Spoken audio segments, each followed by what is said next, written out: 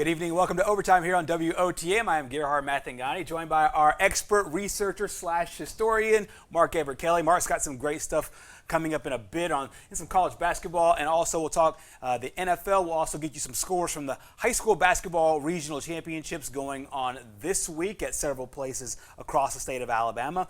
Let's start, though, in college basketball. Auburn, of course, lost last week in their midweek game, got a nice win at home, or got a nice win against Texas A&M in their next game. One of the things, you'll break it down in a bit about Auburn's offense. However, big picture, them bouncing back before they set up for their big game tonight against Vanderbilt. How'd you measure Bruce Pearl's club? Going into the Arkansas game, they had a number of concerns on the road that I thought might give them problems against Arkansas, obviously, because Arkansas is one of the teams that you looked at and said, well, at home, this team can give Auburn some fits, and they did. But Auburn, again, kind of dug their own grave with some of their choices on offense. And like we have video of Bruce Pearl talking about, they need to make better decisions on offense. They need to take better shots. Early on in the year, they were setting up their offense more with pick and rolls, using Kessler especially, able to get easy shots at the basket. Kessler was the sole reason they won this game. Yeah, a triple-double, again, only one of like 5 guys in the history of the SEC to have multiple triple-doubles in a career. Right, exactly. I think Shaq has the most with 6. But only like 4 other guys had more than one. And now he's one of them. That part of their offense, I think, is something they need to continue to build on. Obviously, they have athletes all over the place. They're too deep at almost every position. But there are times when they can go stagnant, and this game was really, really ugly. I mean, they can defend with anybody, and that kept them in this game, and ultimately why they won this game. But Texas A&M, after getting off to a strong start, I think they won their first 3 conference games, and now they had like an 8-game losing streak coming into this game. And they just are very challenged offensively. And you could see by some of the stats that this game produced how ugly it was, and some of the shooting percentages that we dealt with in the first half and overall. Texas A&M only 17%, only shot 17%.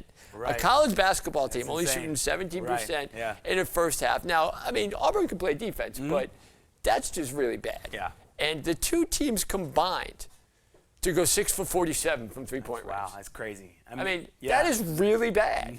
It's almost it's bad. It's hard and bad to do, really, no matter who you are. But I think it was a little bit worse. You know, Auburn's case.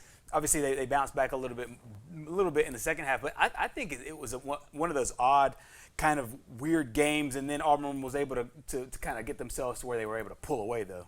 Yeah, well, Auburn's got great athletes, and they have guys that can break open a game. Obviously, they're in the position they're in because of the way they played all year, and they usually, you don't figure they're going to shoot like this, especially this bad. I mean, you look at Texas A&M 3 for 22. Well, Auburn was worse, 3 for 25. And Texas A&M, they don't necessarily suffocate you out by 3-point range. They're kind of middle of the pack for SEC as far as defense. So that's got to get a little bit better for Auburn. I think they have the options on offense to do that. You know, obviously William Green is a guy that's got to work on better shot selection. Smith too. They got to work on better shot selection. But they've got athletes all over the place. And Kessler too. When the offense is running through him, I think that's really when Auburn is at their best. Exactly. It's in that half-court sets, and he's been a monster. And as you mentioned, the triple-double, putting himself in rarefied air in that case. Here's head coach Bruce Pearl talking a little bit about that offense and some of the things they need to do as they get ready for Vanderbilt. I think, you got to take what the defense gives you. We're not sure about, everything we'll see from them defensively, but they do a good job with their switching. They've got good size. They'll mix in some man. They'll mix in some zone. I mean, I don't think for us, we're going to start taking guys and telling them to stop shooting it. I'm telling them to take the same shots, but start making them. Tell them same shots, just start making them. We talked about this with John last night, but obviously they got 6 games left here. But real quick before that, Jabari Smith he's got to shoot better. I mean, 20 points against Arkansas, and helped out by 2 late threes. So he really kind of struggled in that game too. But we're talking about at Georgia, 2 for 7, against Missouri, 2 for 15, and then Saturday at home against Texas A&M, only 3 for 10. Right. Now this is a guy who's got all the gifts in the world, but shot selection again for him. This is what we're talking about. So it's their better players. Even a guy like Green, who is their team leader, right, kind of makes everything go. He's got to work on getting better shots. So against Vanderbilt tonight, you expect them to come out and beat Vanderbilt. Right. Vanderbilt's kind of like on their last leg here. They're on life support. They got a quality team, but in the SEC, having a quality team isn't going to be enough. We're seeing with Mississippi State. They have a really talented team, but there's still a little inconsistencies. Everybody seems to have them, though, even the teams at the top, as we've seen with Auburn, and we're going to see with Kentucky. At Florida, how did they lose to Texas A&M the other night? Yeah, that one was mind-boggling, especially for a team that's on the cusp of trying to get in this thing. Of the NCAA, Lenardi has them like the first 4 out. When you're on the road and you only score 55 points against a team that's, again, Texas A&M is good defensively, but they shouldn't hold an NCAA tournament team to under 60 points. Exactly. That you show how good you are in games like that. You got to win ugly. Auburn knows how to win ugly. Right. I don't think Florida does. That's really going to damage their resume because Texas A&M had lost 9 straight going into that game. Their tournament shot is gone unless they win the SEC tournament. Right. Now Ole Miss is a team that's, again, average, but Auburn's much better than at Tennessee. That's going to be a fun game, especially seeing how Tennessee's playing lately. At Mississippi State, we'll see. Mississippi State is still on the bubble then. Right. I think they'll probably be out. They'll play their way out by then. And then South Carolina, kind of in the Ole Miss range, but not as good as Vanderbilt, but a team that has some scores. Right. They can beat you if you take them lightly. But being at home, Auburn should win that game. And then they set themselves up for the SEC tournament, which is really going to be fun this year because when you look at the way Kentucky's playing, you look at the way Tennessee's playing, and then you have the defending champion Alabama. You also have LSU, who lost in the finals to Alabama. And we know Will Wade usually has his team prepared as much as I dislike him. I think he's a very good coach. Right. So that's going to be really exciting to watch this year. A lot of teams have a chance to win it. Auburn doesn't have to win it. Right. They're in regardless. Yes. Alabama, they're getting, if they win tonight, I think it'll go a long way because they beat Arkansas on Saturday in another close game where you're just watching this Alabama team thinking something's missing. We don't know exactly what it is. Right. You saw Nate Oates get kicked out of the game tonight because you can see the frustration on him a little bit is where are we missing the ingredient here? And they're still looking for it. Hopefully they'll be able to find it by the time SEC tournament starts. I think they're capable of winning that tournament. It all depends on how Shackelford plays, how Quinerly plays, and if J.D. Davidson is able to rise up and be that third scorer. Exactly. One of the upsets we did see yesterday was Tennessee and Kentucky, and this was, I think, a decent matchup. We talked about it, kind of looking at it on paper. It looks like it was going to be a good game, and Tennessee really got on their horse, jumped away with the lead. I know you'll break down the Tennessee defense here in a little bit, but what did you make of this game? Kind of being a really big game. Both teams now moved to 10-3.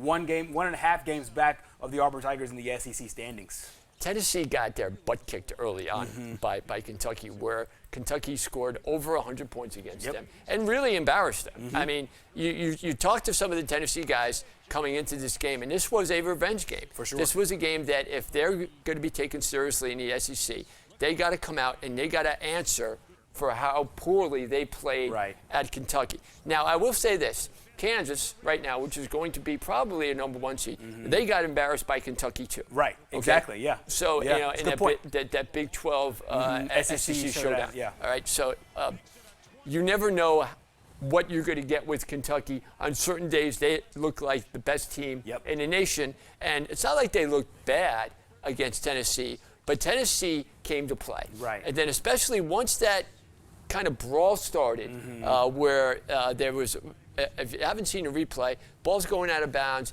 A Tennessee player goes over and he falls kind of into Kentucky's bench. And then the trainer, I believe, kind of got offended by one of the Tennessee guards, kind of like said, hey, give him some space. Because there was one Tennessee Tennessee guy with like 15 Kentucky guys, let him out, and then he kind of instigated what turned out to be a little bit of a fracas. That inspired Tennessee. Right. They went on a 17-1 run right after that, and then the game wasn't close after that. Look at how they did. January 15th, February 15th, exactly a month apart. They allowed 67% shooting to Kentucky in January 15th, held them to under 35% last night. Huge difference from three-point range. When you allow a team to shoot 60% from three-point range, that's just lazy. 31% cut that in half. Total points cut by 40. Score differential lost by 28, win by 13. That's why now Tennessee made a name for themselves. When you win games like you won last night against a team like Kentucky, which everyone saw as this is a team that probably can make a claim for being the best in the SEC and in the country. And you got a guy like Sheedway who's making a whole bunch of noise. I think that really sets them apart. And going into the SEC tournament, now they've put themselves kind of on the radar as we can play with anybody.